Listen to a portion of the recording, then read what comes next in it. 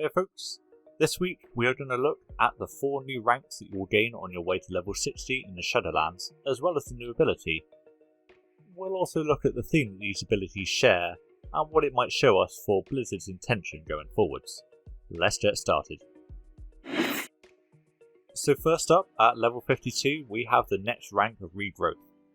Regrowth's initial healing will have a 40% increased crit chance if the target has Regrowth's Hot already on them.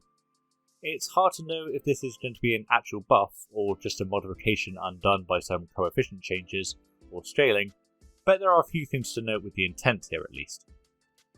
Firstly, it emphasises existing hots. We already had this before with Mastery, but if you wanted to maximise the damage you dealt, you needed to drop the Mastery, which wasn't too bad as Resto Druid stat weights were fairly close. However, now we have a Regrowth that rewards multiple uses on the same target. We have a Swiftness that consumes a hot, usually a Regrowth, that's a bit of anti-synergy there. All of these reward more time healing and conversely punish time spent doing DPS. However, there are positives. Regrowth was our only heal that we could constantly keep using to good effect, and this is going to help those times when a single person takes a lot of damage, not usually one of our strengths. It also has a bit less of an impact in raid compositions, as the requirement of a Regrowth shouldn't mean yours. This means that extra druids in the raid, or any that decide to cast Regrowth, should trigger this bonus crit for you. Next up, also at 52, is Innervate's new effect, or duplication, as using it on another player will trigger 50% of the effect for yourself as well. So, an easy first point, useless in dungeons. Overall, Druid was better in dungeons than in raids, so this gives them a bit more raid strength without changing their dungeon prowess. Innervate is no longer on the global cooldown, so if you're like me, you should really get into the habit, now it takes nothing but a button press to use. Like with a lot of these new goodies, if you don't have a macro, it is definitely going to be worth the time to make one, as you really are going to want to cast this on other players in your group rather than just yourself.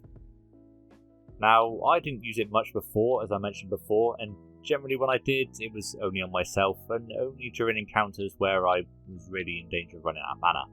Yes, I was bad, but namely because mana generally wasn't an issue for me since I'd spent so much time DPSing.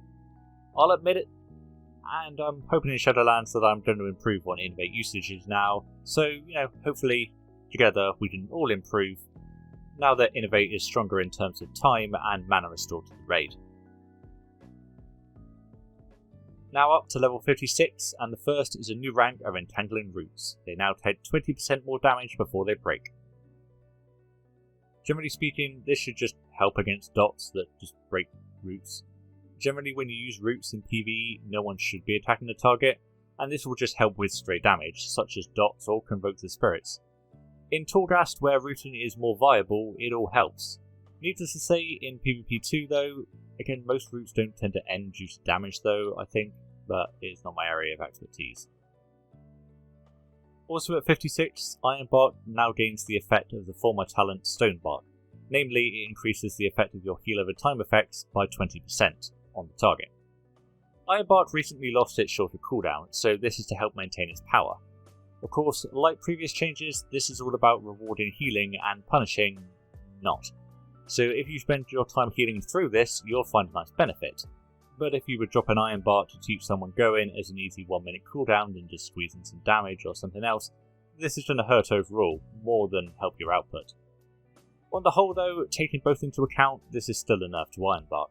2/3 of the uptime is not outweighed by extra healing usually, but it depends on the scenario. If your target needs help, then you will get more help if you are healing, they'll just get that help less often.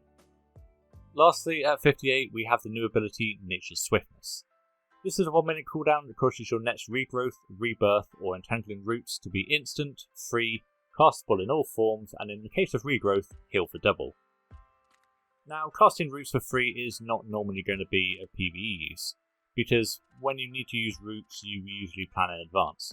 You give yourself the time. You don't usually root just because something bad happened, and you generally can't tell your party, hey, I'm going to root this. They'll have already put a load of dots on it, you know what DPS are like. From a pure powers perspective, Swiftness should be used on Regrowth. It increases its healing, and it's something to use reliably on. It also serves as a great way to instantly get a hot going for Swiftmend. If you missed leaving cat form for an instant Swiftmend, now you can instantly heal with Regrowth without having to leave cat form and just follow up with a Swiftmend. A recommendation here could be to use a modifier macro, and when you press the Regrowth keybind and hold down Shift, it instead casts Nature's Swiftness. You can copy this approach onto Rebirth and Roots as well. Remember that you can use this in any form too, so be sure to have it accessible in cat form or moonbeam form. However, if you want to go for a useful but lazy approach, you can macro it to Rebirth in a different way. Generally, when you need to combat res someone, quicker is better.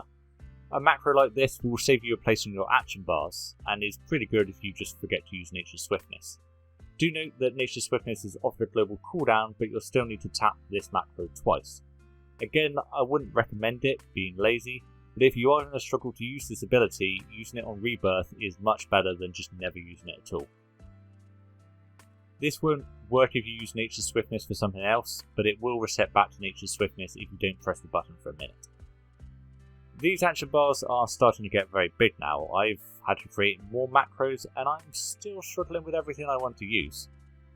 I use the base UI and I'm starting to feel some of the keybind arrangements and I need to move them around a bit. So if you're like me, now is the time before Shadowlands and its major group content opens up. Gotta get in that muscle memory while you have a chance.